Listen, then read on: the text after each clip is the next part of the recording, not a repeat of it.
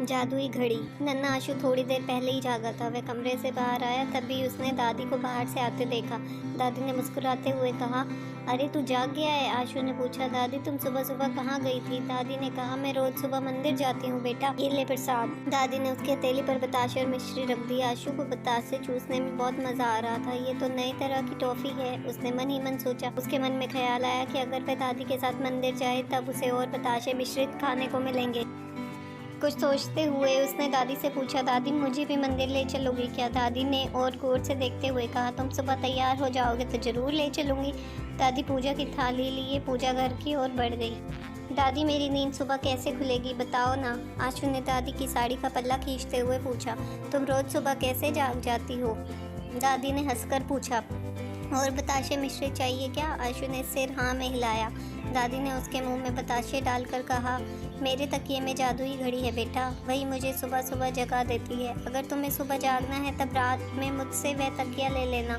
सोते समय सच्चे मन से तकिए को अपने जागने का समय बताकर सोना, वह तुम्हें ज़रूर जगा देगा। लेकिन एक बात का ध्यान रखना, रात में देर तक मत जागना। क्यों दादी? आशु ने पूछा। दादी ने जवाब दिया, वह इसलिए था कि तुम्हारी नींद पूरी हो सके, वरना तकिए के जागने के बाद भी तुम्हें बिस्तर से निकलने का मन ही नहीं करेगा।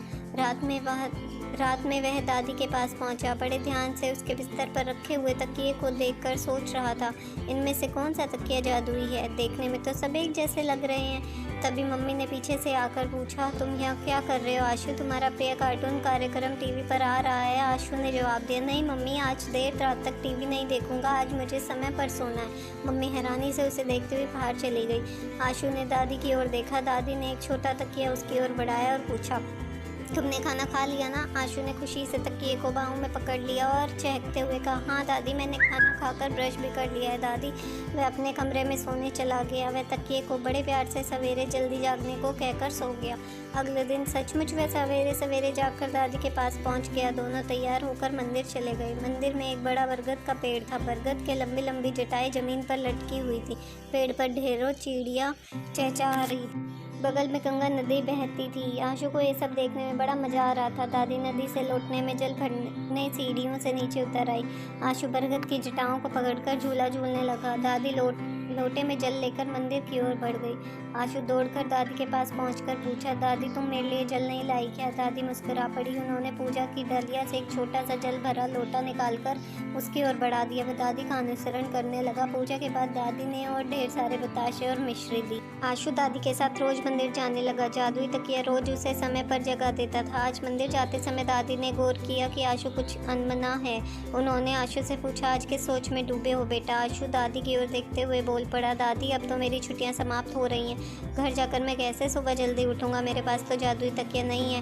दादी उसका हाथ पकड़कर नदी की सीढ़ियों पर बैठ गई। दादी प्यार से उसके बालों पर हाथ फेरते हुए कहने लगी, आशु मेरा तकिया जादुई नहीं है बेटा। यह काम रोज तकिए का नहीं बल्कि तुम्हारे मन या दिमाग करता है। जब तुम सच्चे मन से कोशिश करते हो ना, तब तुम्हारा प्रयास सफल होता है। ये तुम्हारी मजबूत इच्छा शक्ति का कमाल है। आशु हैरानी से दादी की बातें सुन रहा था। उसने दादी से पूछा, इसका मतलब है दादी कि मुझे तुम्हारा तकिया नहीं बल्कि मेरा मन सवेरे जगाने में मदद कर रहा था। मैं अपनी इच्छा शक्ति से बॉडी क्लॉक को नियंत्रित कर सवेरे जागने लगा हूँ।